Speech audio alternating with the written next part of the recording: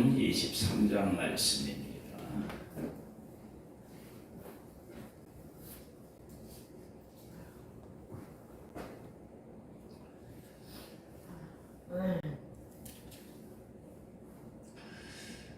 십자가에 대한 바른 이해가 없으면 십자가에서 기적을 바라는 그런 마음이 우리에게 있습니다.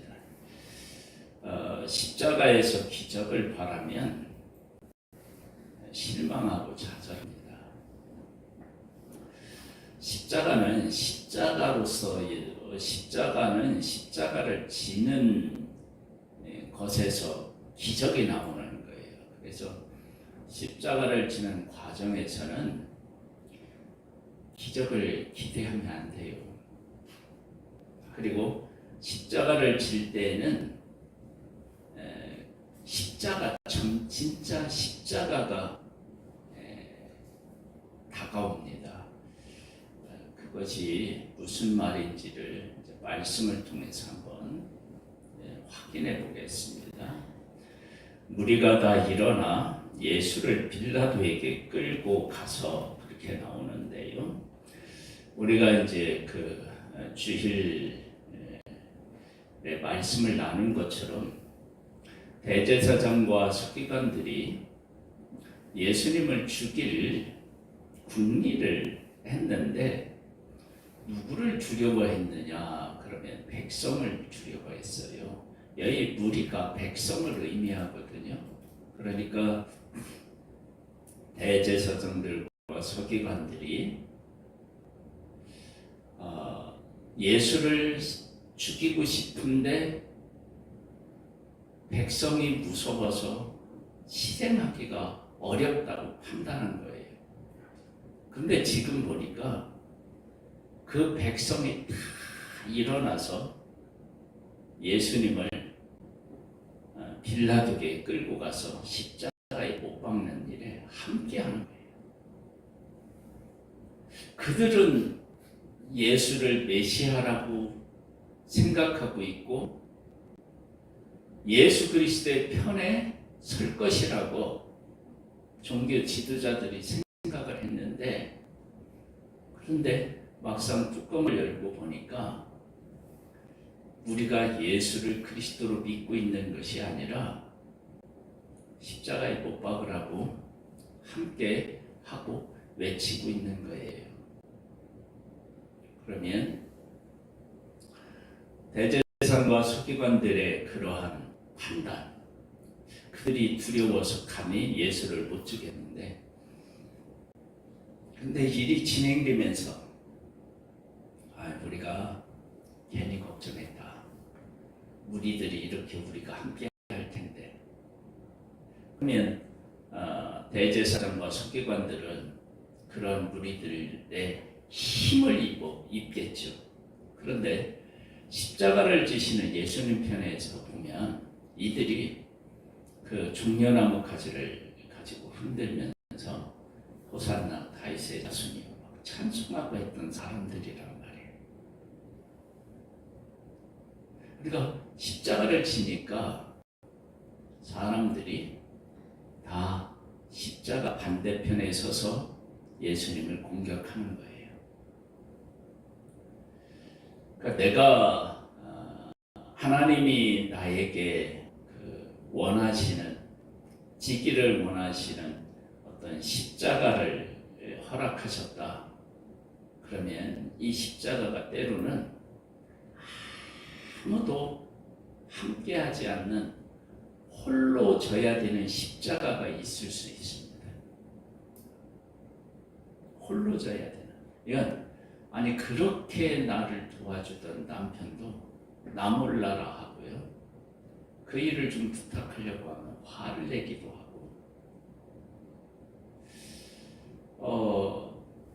나한테 그렇게 위로도 잘해줬던 사람이 그렇게 가시도 친 말을 하고 이럴 수 있어요. 왜 그러느냐? 그것은 내가 져야 될 내 십자가이기 때문에 그렇습니다. 예를 들어 우리가 생각해 보면요, 우리가 이제 요즘에 코로나 때문에 한창 지금 막 말이 많은데 왜 이런 것이 방송에는 그렇게 잠잠한지 모르겠습니다.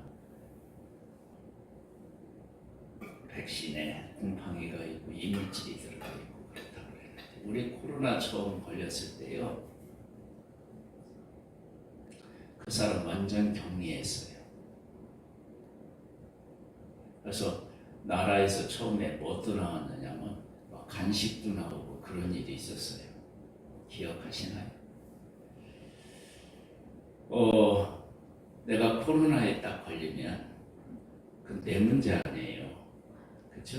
그래서 가족에게 전염되지 않게 하기 위해서 방에 혼자 갇히고 밥도 따로 먹고 이렇게 됐다고요. 그것처럼 내가 하나님이 나한테 요구한 어떤 그 길이 있다. 그러면 그 길에 나와 함께 할 수 있는 사람이 아무도 없을 때가 있어요. 사람이 뭐 어떻게 그렇게 바뀔 수 있느냐라고 할 수 있는데, 그런데 십자가가 그런 의미를 가질 때가 있습니다. 만약 이것을 이제 바울의 삶에서 한번 생각해 보면, 바울이 1차, 2차, 3차 전도 여행을 할 때는 함께한 사람들이 있었어요. 그런데 마지막 그 4차라고 얘기할 수 있는 그 전도 여행에는 죄수가 되어서 로마로 압송되어 가요. 그럼 어떻게 되느냐? 바울하고 함께 할 수 있는 사람이 하나도 없는 거예요. 함께 할 수 있는 사람이 없어요. 함께 할 수도 없어요. 그 길은 바울이 가야 할 길이에요. 그렇게 가면서 어떤 일이 생기느냐? 그러면 바울을 돕는 손길이 생기기는 해요. 그런데 1차, 2차, 3차 전도여행은 교회의 성도들이 바울의 전도에 함께 했다고요. 그런데 로마로 가는 그 길은 죄수로 가기 때문에 함께 할 수가 없는 거예요. 그럼 바울이 가야 되는 거예요. 그러한 일이 있습니다. 목회하는 저에게도요, 있고, 장로님이나 우리 권사님들에게도 그런 일이 있어요. 그래서 그것은 누가 막 변해서 그런 문제가 아니고요, 내가 하나님 안에서 성장하고 성숙해야 하는 그러한 때라든지, 아니면 하나님께서 나에게 어떤 사명을 부여하신다든지, 아니면 또 상급을 주시겠다고 어떤 계획을 세웠다든지, 그러면 얼마든지 이런 일이 생길 수 있습니다. 그래서 십자가를 질 때, 십자가는 때로는 나 혼자 져야 할 때도 있겠구나. 그래서 세례 요한이 예수님의 길을 예비했는데요, 예수님을 사람들에게 이렇게 소개시키고 예수님의 사역이 시작되자 다 예수님에게로 가는 거예요. 그래도 이제 세례 요한의 제자들은 요한 곁에 남은 거예요. 선생님을 따르던 사람들이 다 선생님이 그 얘기한 예수의 길을 다 가요. 다 가는 거예요. 그때 세례 요한이 그는 흥하여야 하겠고 나는 쇠하여야 하리라, 그렇게 얘기해요. 그렇게 하다가 그가 헤롯을 어떻게 해요? 네가 동생의 아내를 취하는 것이 마땅하지 않다.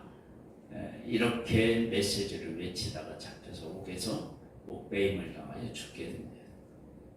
그때 요한 곁에 누가 있었을까요? 왜 없었을 거예요? 예수님의 길을 예비하고 예수님에게 다 보내고 자기는 홀로 아침에 이슬처럼 사라져버리는 거예요. 그때 세례 요한이 예수님에게서 뭘 확인했죠? 감옥에서, 옥에서 제자들을 보내서 당신이 누구냐고 물어봐요. 그때 예수님이 뭐라고 말씀하셔요?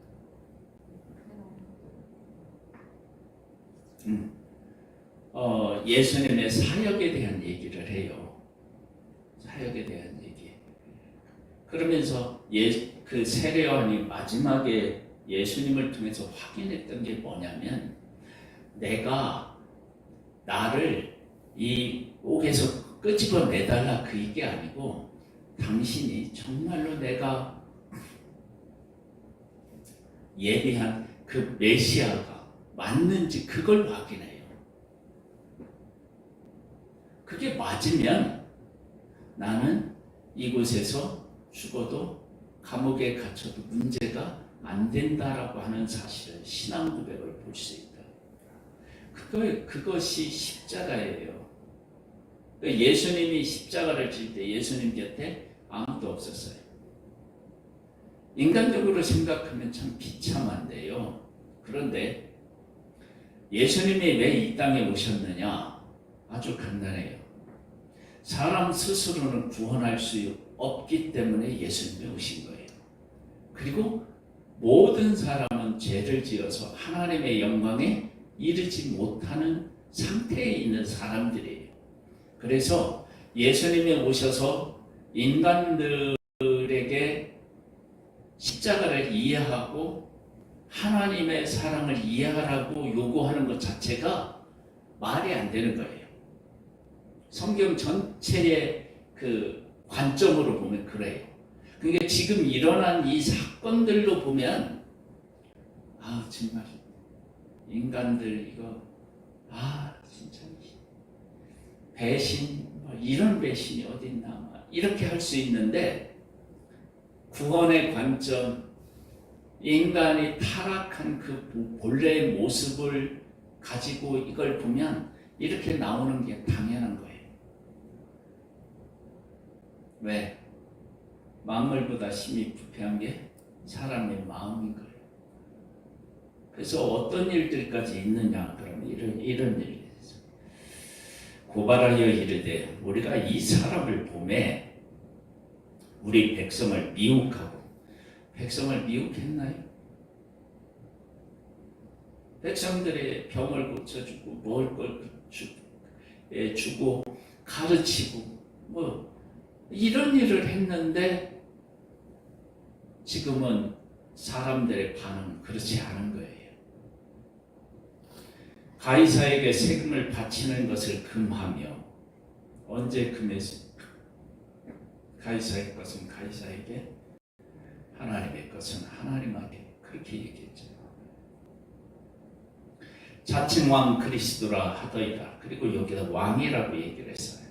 빌라도가 예수께 물어 이르되 네가 유대인의 왕이냐? 대답하여 이르되 네 말이 옳도다. 내가 유대인의 왕이다.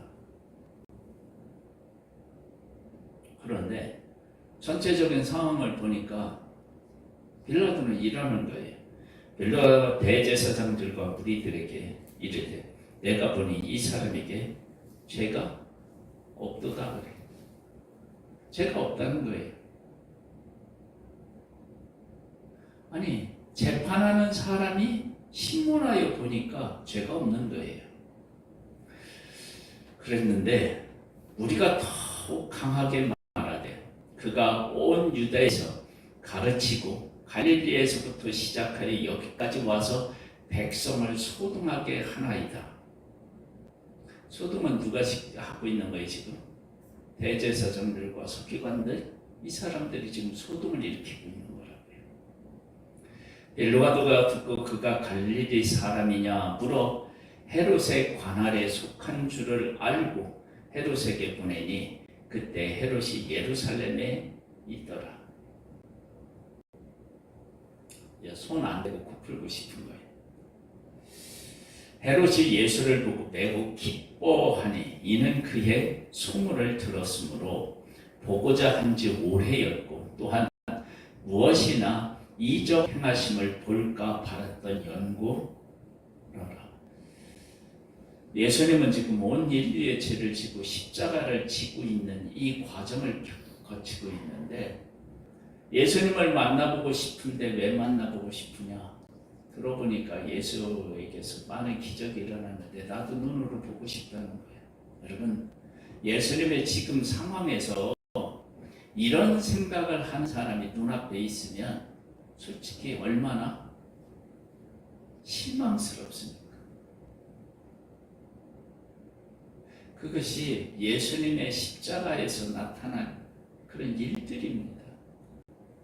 이렇게 십자가를 보면 십자가는요 정말로 비참할 수밖에 없어요.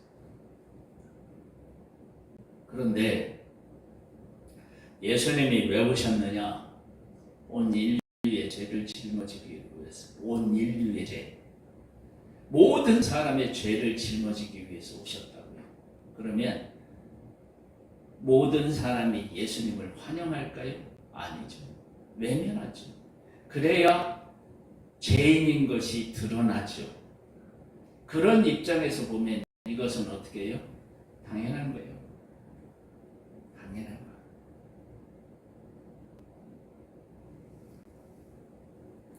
우리 코로나 때 격리에 대한 얘기를 이렇게 얘기했는데 이렇게 전염이 심한 건요, 격리시켜서 지내도록 하는 것이 어떻게 해요?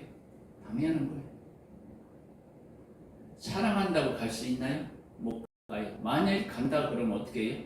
완전히 이렇게 막 무장을 하고, 그래서 그 보이지 않는 세균으로부터 이렇게 세균이 사랑하는 사람에게 접촉되지 않도록 완전히 이렇게 무장을 하고 가는 거죠.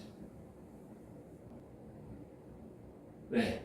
그 병과 싸워야 될 사람은 나고 이것이 다른 사람에게 옮기면 안 되니까 그런 거예요. 십자가가 때로는요 아무도 함께하지 않고 내가 져야 할 십자가가 있을 수 있어요. 그때 남편이 아내가 성도가 함께하지 않는다고 좌절하면요, 그러면 어떻게 되느냐? 하나님이 나에게 허락한 십자가를 외면하는 거예요.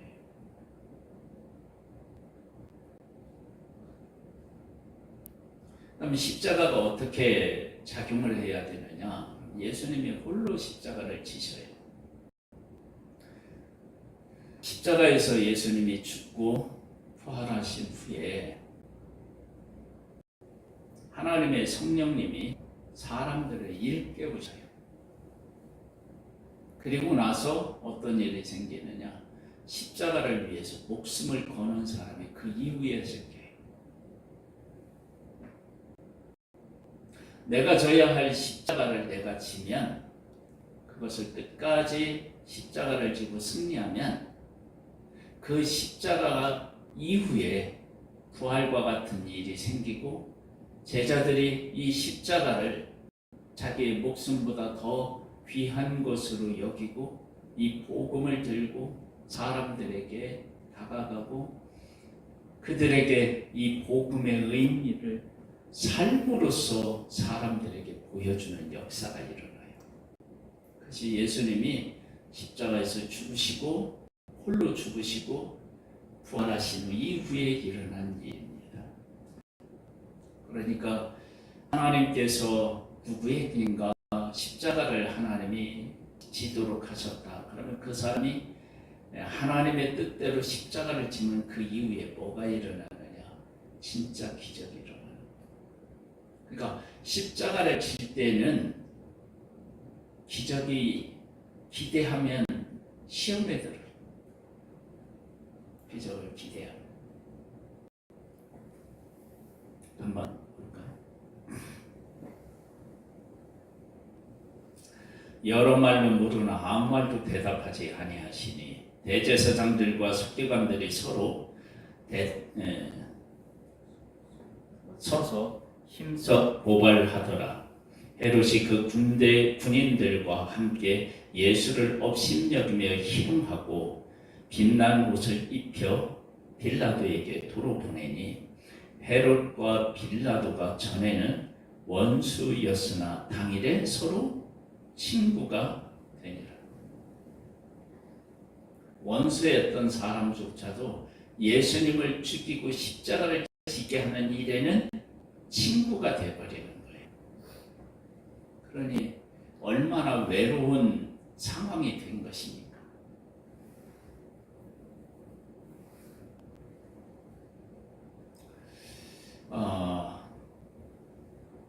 우리 예수 그리스도를 믿고 하나님을 이렇게 섬길 때,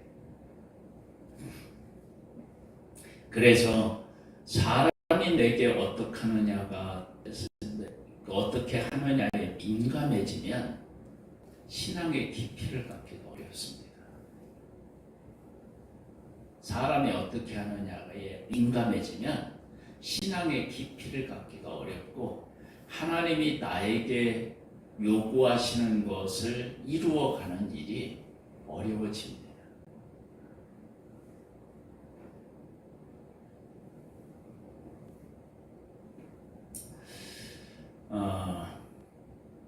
이렇게 이제 칼을 이렇게 사용하면 칼이 이가 나가기도 하고 무뎌지기도 해요. 그러면 칼을 어떻게 했냐면 갈아야 돼요.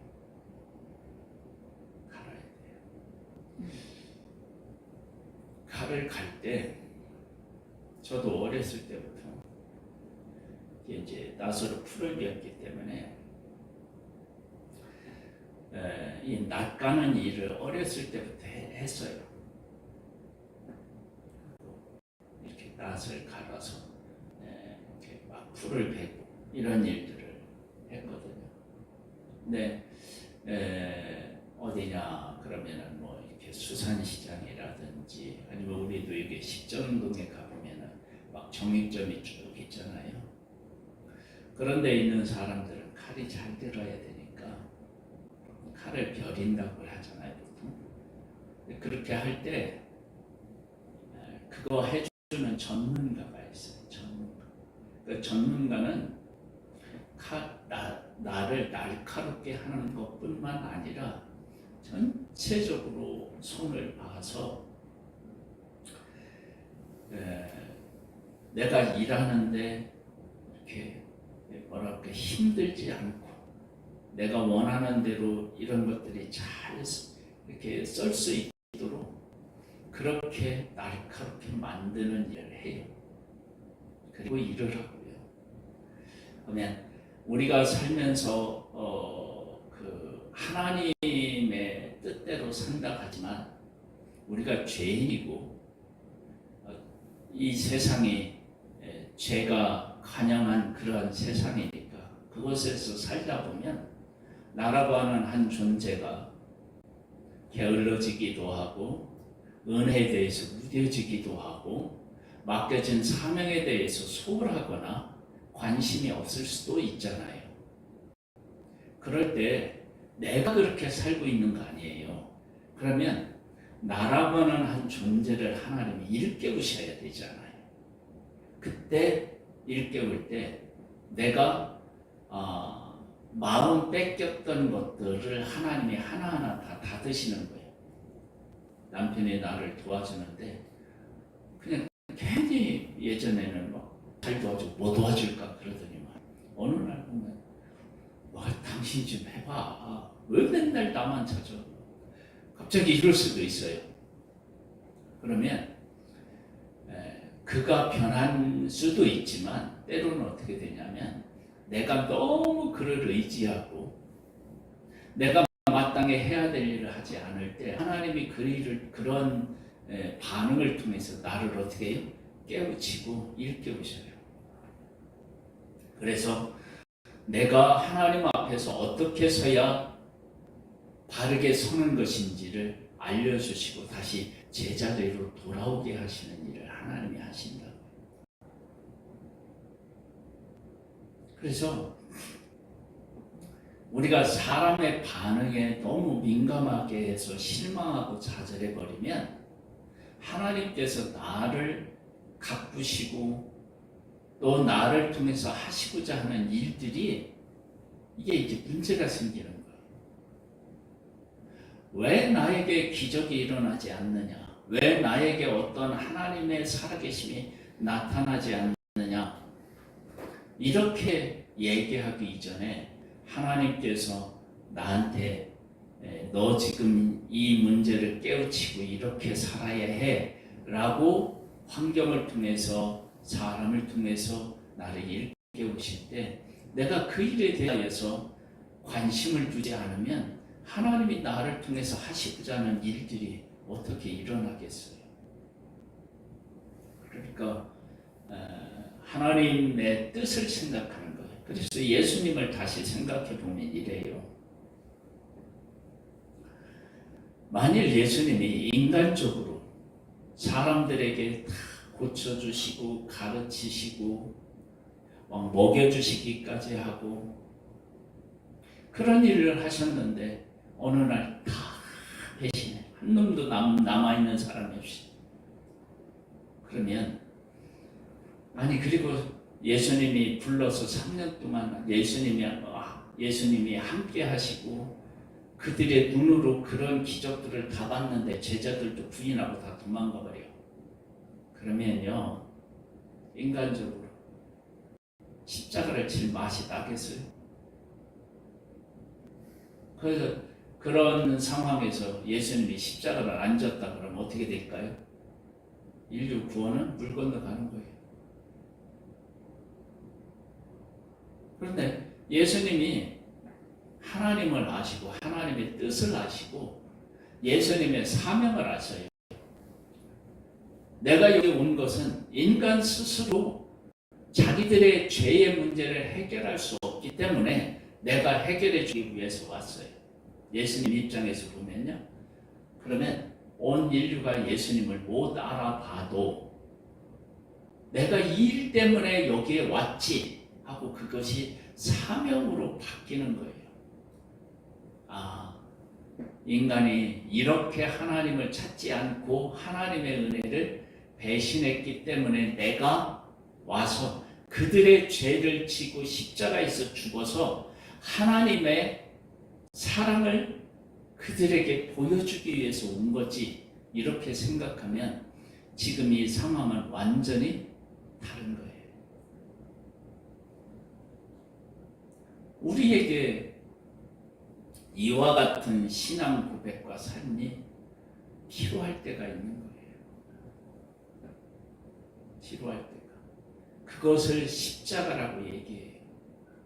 왜 십자가냐? 그래서 십자가인 거예요.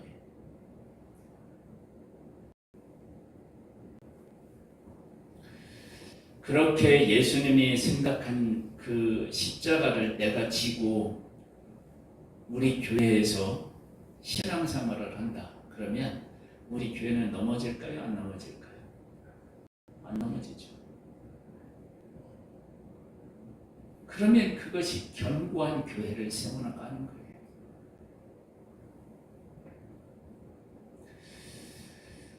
빌라도가 대제사장들과 관리들과 백성을 불러 모으고 이른데 너희가 이 사람이 백성을 미혹하는 자라 하여 내게 끌고 왔도다. 보라, 내가 너희 앞에서 신문하였으되 너희가 고발하는 일에 대하여 이 사람에게서 뭐를 했다고요? 죄를 못 찾았다는 거예요.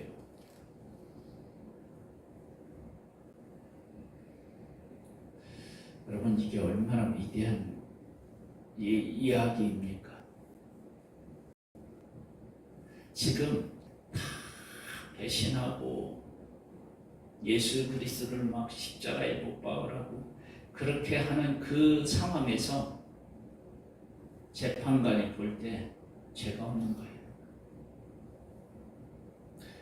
우리가 예수 그리스도를 믿고 예수 그리스도를 따르는데 사람들이 다 나를 공격하는데 그 와중에 내가 하나님을 믿고 하나님의 뜻을 추구하면서 견고히 서 있어. 사람들이 보니까 죄가 없는 거야. 다니엘이 왜 사자굴에 들어갔어요? 아니, 다니엘을 고발하려고 아무리 죄를 뒤져봐도 그의 삶을 뒤져봐도 뭐가 없어요? 죄가 없는 거야. 그러니까 죄를 만들어서 죽여야 되니까.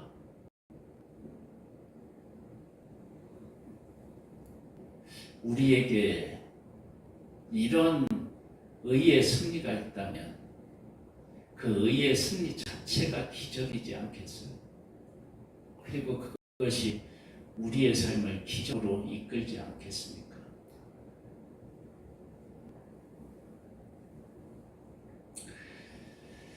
헤롯이 또한 그렇게 하여 그를 우리에게 도로 보내었고 보라 그가 행한 일에는 죽일 일이 없느니라. 그러므로 때려서 놓겠노라. 우리가 일제히 소리질러 이르되 이 사람을 없이 하고 바라바를 우리에게 놓아 주소서 하니 이 바라바는 성중에서 일어난 밀단과 살인으로 말미암아 옥에 갇힌 자라. 빌라도는 예수를 놓고자 하여 다시 그들에게 말하되 그들은 소리질러 이르되 그를 십자가에 못 박게 하소서 하는지라.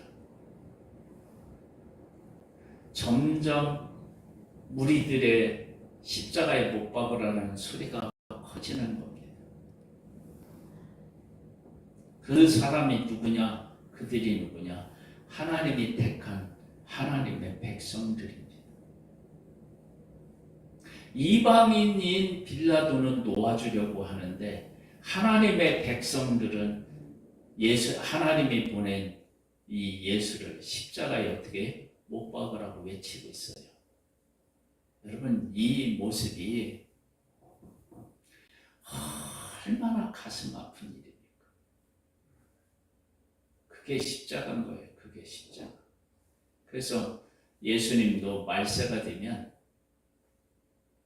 누가 원수예요? 집안 식구가 원수인 거예요.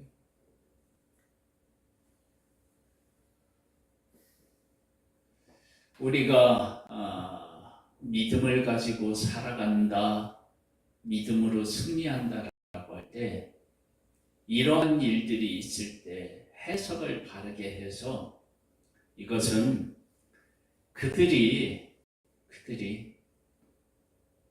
그렇게 나오는 것은 내 사명이지 하고 고백하지 않으면 십자가로 질 수가 없어요. 또 한 번 해요. 빌라도가 세 번째 말하되 이 사람이 무슨 악한 일을 하였느냐?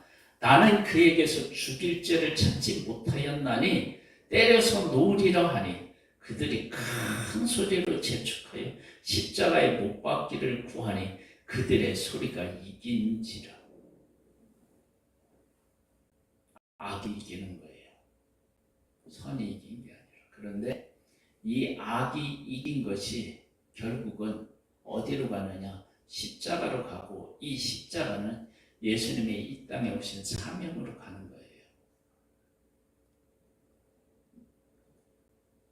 그러면서 이에 빌라도가 그들의 구하는 대로 하기를 언도하고 예수를 십자가에 못 박으라 그렇게 판결을 내린 거예요.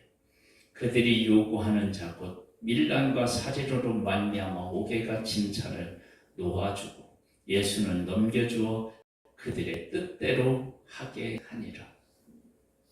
하나님께서 택해서 몇천 년 동안 그들에게 특별한 사랑과 관심과 구원을 보여주셨는데 그들이 변하여서 하나님의 뜻을 따르는 것이 아니라 하나님의 뜻을 거스러 십자가에 못 박으라고 외치는 거예요. 그러면 인류는 소망이 없는 거예요. 이 소망이 없는 인류를 위해서 예수 그리스도를 하나님이 우리를 사랑하셔서 예수 그리스도를 보내셨고 예수 그리스도는 이런 나를 위해서 십자가를 지셨습니다. 그것이 십자가입니다. 십자가는요, 함께하는 사람이 있을 수도 있지만 아무도 없을 수도 있습니다.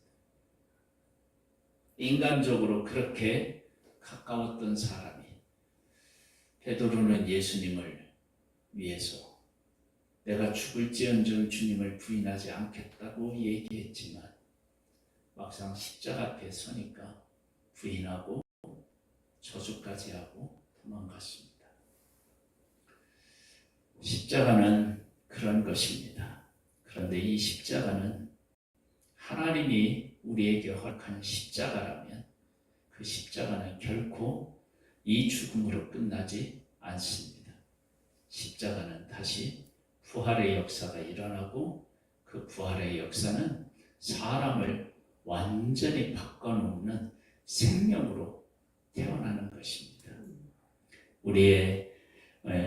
우리의 삶에서 십자가가 있다면 그 십자가에서 하나님의 뜻을 발견하고 내 사명을 발견하고 끝까지 승리해서 위대한 역사의 주인공들이 되시기를, 하나님의 귀한 하나님의 사람이 되시기를 주님의 이름으로 축복합니다.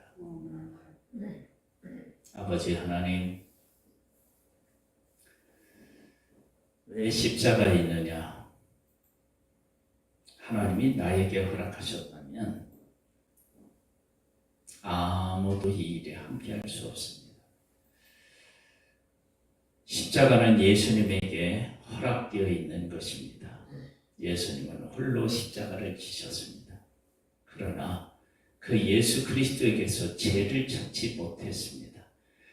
정말로 십자가를 십자가답게 졌기 때문입니다. 우리에게도 십자가가 있을 때 십자가답게 십자가를 져서 예수님이 부활하신 것처럼 승리하는 우리들 되기를 원합니다. 성령으로 우리와 함께 해주시고 우리를 깨우쳐 주시고 우리에게 새 힘을 허락하옵소서. 예수님의 이름으로 기도드립니다. 아멘. 하늘에 계신 우리 아버지여, 이름이 거룩히 여김을 받으시오며 나라에 임하옵시며 뜻이 하늘에서 이룬 것 같이 땅에서도 이루어지리이다. 오늘날 우리에게 일용할 양식을 주옵시고 우리가 우리에게 죄 지은 자를 사하여 준 것 같이 우리 죄를 사하여 주옵시고 우리를 시험에 들게 하지 마옵시고 다만 악에서 구하옵소서. 대개 나라와 권세와 영광이 아버지께 영원히 있사옵나이다. 아멘.